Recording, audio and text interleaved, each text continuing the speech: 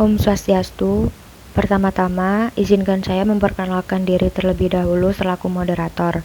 Nama saya Eka Febiastarina Dia Pradita dengan NIM 1915091058 dan rekan-rekan saya yaitu Abu Rizal Godavi Asror dengan NIM 1915091005, Ibu Rizky Andika dengan NIM 1915091021 dan Niluh Putu Merta Ayuningsari dengan NIM 1915091053.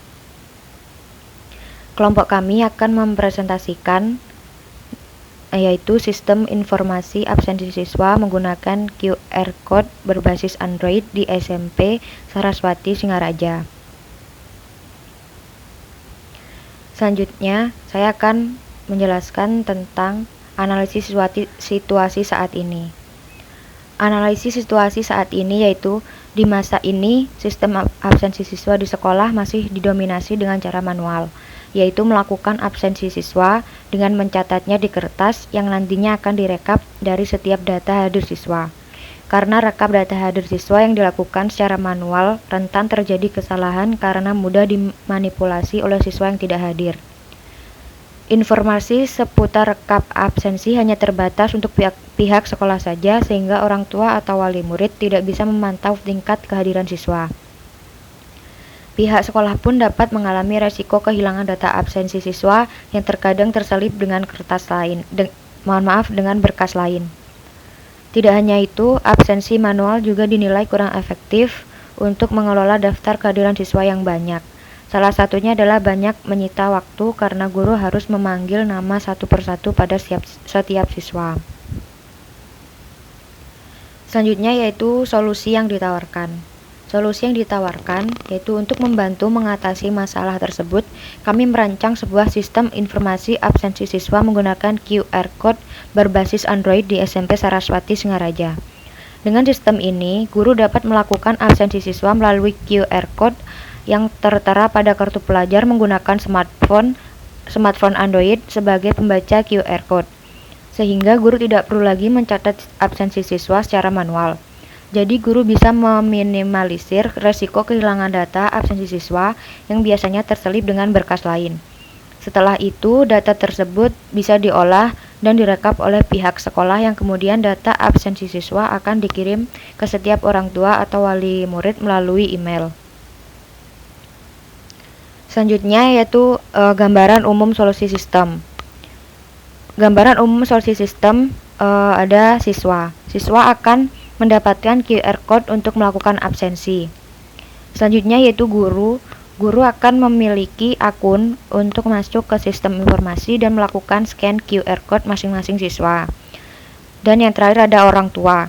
Orang tua akan mendapatkan notifikasi di email setiap siswa yang sudah melakukan scan QR Code. Dan selanjutnya akan dijelaskan oleh rekan saya.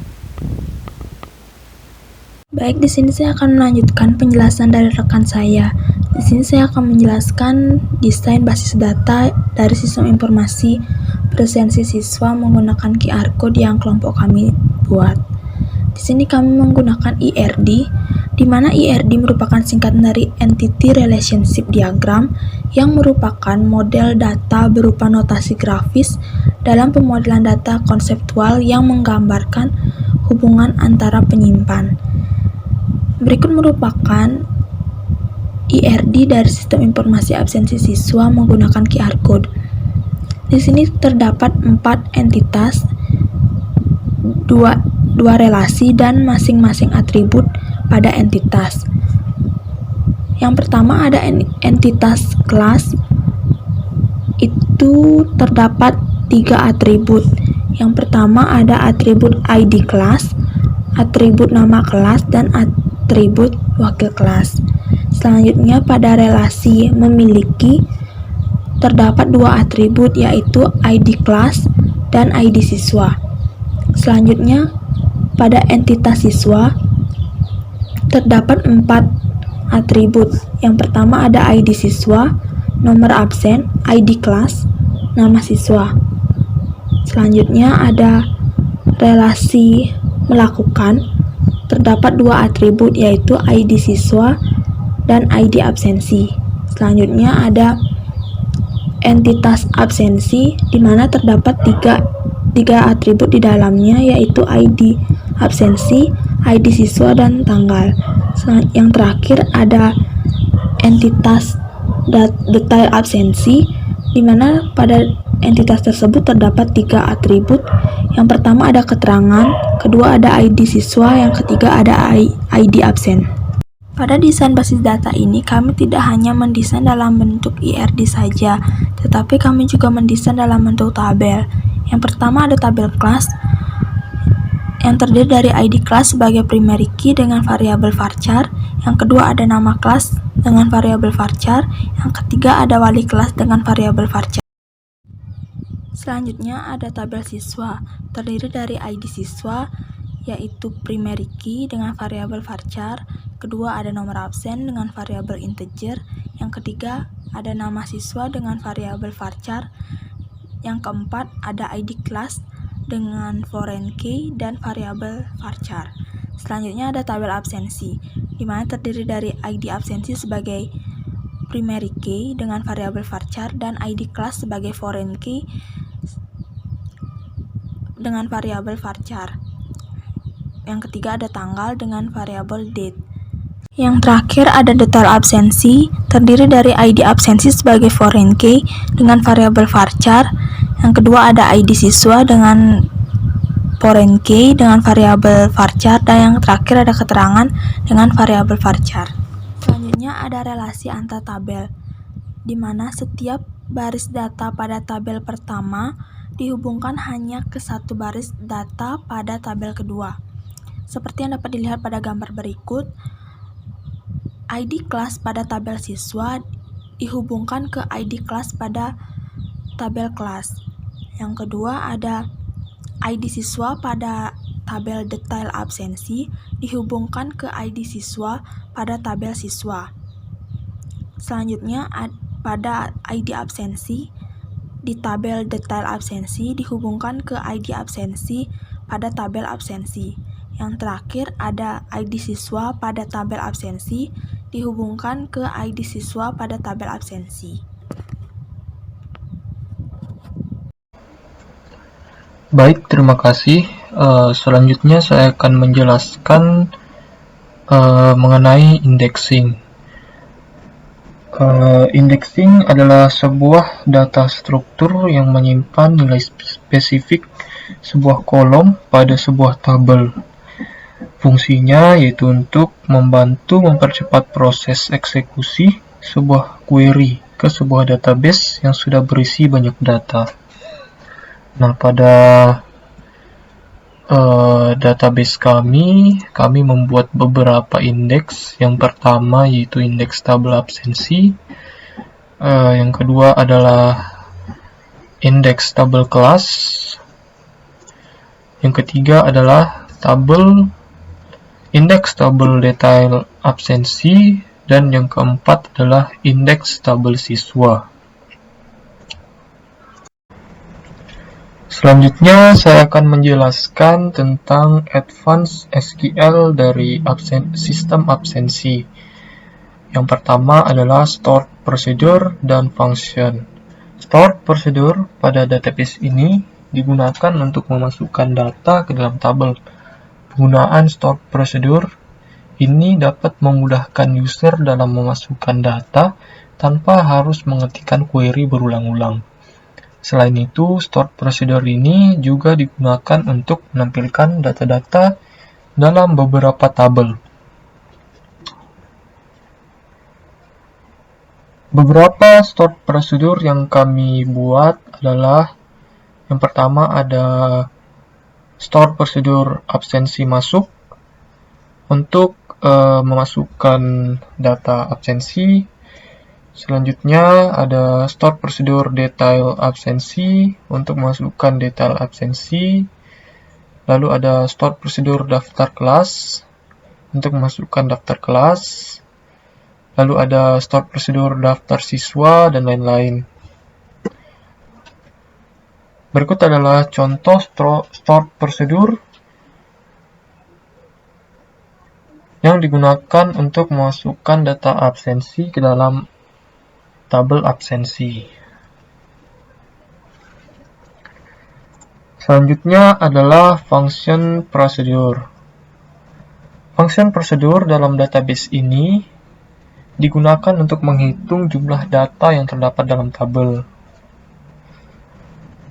Function prosedur yang kami buat ada jumlah absensi, untuk menghitung jumlah absensi, lalu ada function jumlah kelas 1 untuk menampilkan berapa jumlah siswa kelas 1A.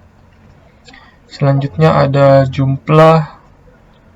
function jumlah kelas 1B untuk menampilkan berapa jumlah siswa di kelas 1B, dan seterusnya. Lalu ini merupakan contoh store function untuk menghitung jumlah data pada tabel absensi. Baik, di sini saya akan menjelaskan tentang triggers. Jadi, trigger yang kami gunakan dalam database ini berupa after insert, before delete, after update, dan before update. Trigger tersebut kami gunakan dalam tabel absensi siswa dan kelas.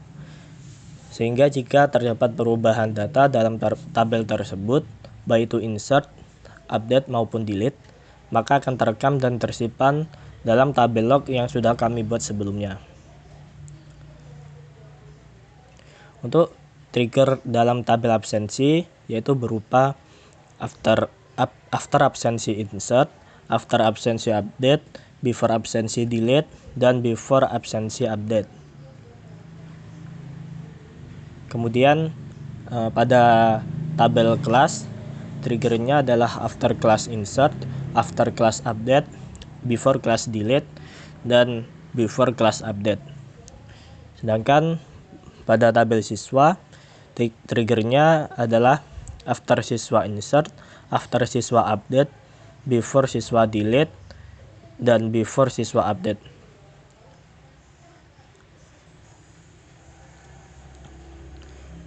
Ketika terjadi perubahan baik itu masukan, update maupun delete yang terjadi pada tabel absensi siswa dan kelas tadi, maka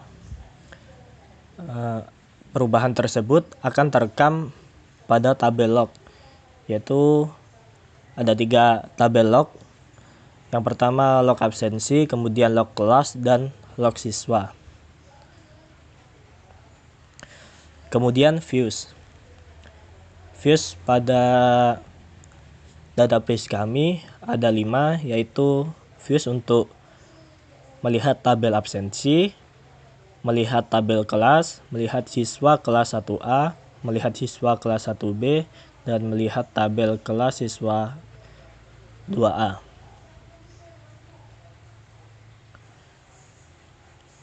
Contoh tabelnya yang ditampilkan pada gambar di bawah adalah contoh dari view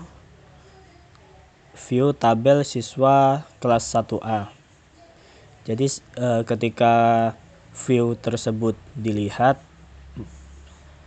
maka tabel dari siswa kelas 1A muncul. Sekian penjelasan dari saya. Baik, untuk sekarang kami akan menjelaskan tentang database yang sudah kami buat. Jadi pada database kami terdapat beberapa tabel, yaitu yang pertama tabel absensi, kemudian detail absensi, kemudian kelas, log absensi, log kelas, log siswa, dan siswa.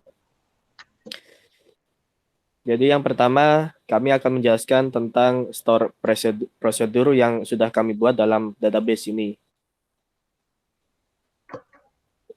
Untuk contoh, kita akan memakai store prosedur dari absensi masuk.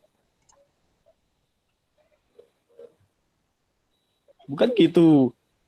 Klik yang di prosedurnya. Kalau gitu masuk ke edit. Walah, Yang prosedurnya, nah, tuh dah. Ini terusin aja. Apa nanti diedit gitu? Apa gimana? mungkin di-cut-cut mungkin nanti. Ya nanti buat Ayuning apa di-cut-cut ya, yang nggak perlu. Baik, jadi kami akan menggunakan store prosedur dari absensi masuk sebagai contoh. Eksekusi, Ki. Ya, itu. Jadi kita akan memasukkan nilai 1539 untuk ID absensinya, dan untuk ID siswanya 1609 270.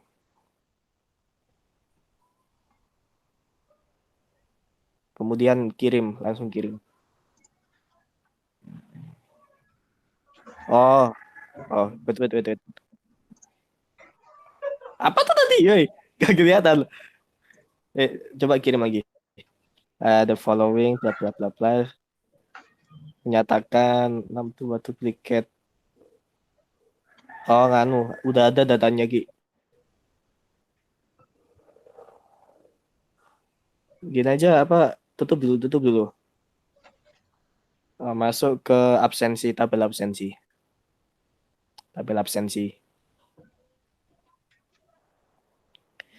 Hapus yang paling atas. Ya, itu udah hapus. Oke.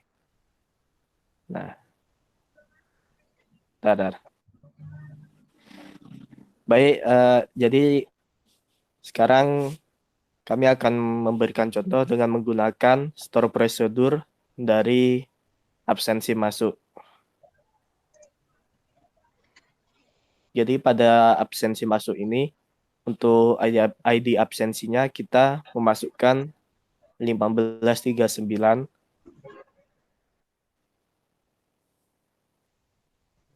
dan untuk ID siswanya kami masukkan 1609270. Kemudian kirim. Maka data tadi sudah berhasil masuk ke tabel absensi. Kemudian selanjutnya untuk store function.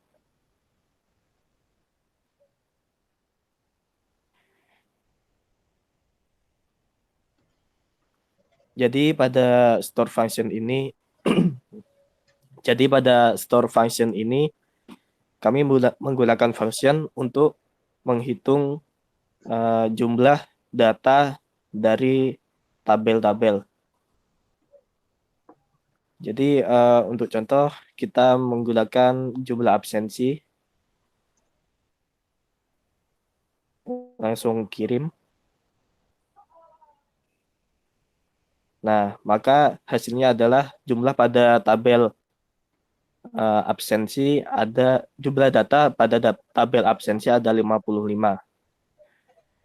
Kemudian contoh yang lain kita menggunakan jumlah function dari jumlah kelas 2A. Kita eksekusi. Maka hasil siswa dari kelas 2A ada 10. Jumlah siswa dari kelas 2A ada 10. Kemudian kita lanjut ke trigger. Jadi trigger ini kami membuat trigger pada tabel absensi, tabel kelas, dan tabel siswa. Masing-masing dari tabel-tabel tersebut terdapat 4 trigger, yaitu after insert, after update, before delete, dan before update. Jadi ketika data dalam tabel tersebut berubah, baik itu insert, update, maupun delete, maka akan langsung terekam pada tabel log, yaitu log absensi, log kelas, dan log siswa. Bisa dilihat pada log absensi, data yang tadi dimasukkan sudah berhasil terekam.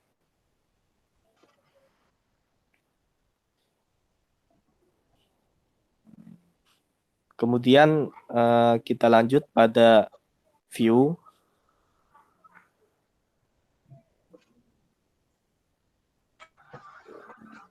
Jadi view ini digunakan untuk menampilkan data-data dari beberapa tabel pada database.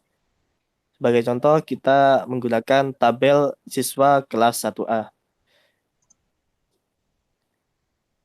Nah, maka data siswa dari kelas 1A akan langsung muncul.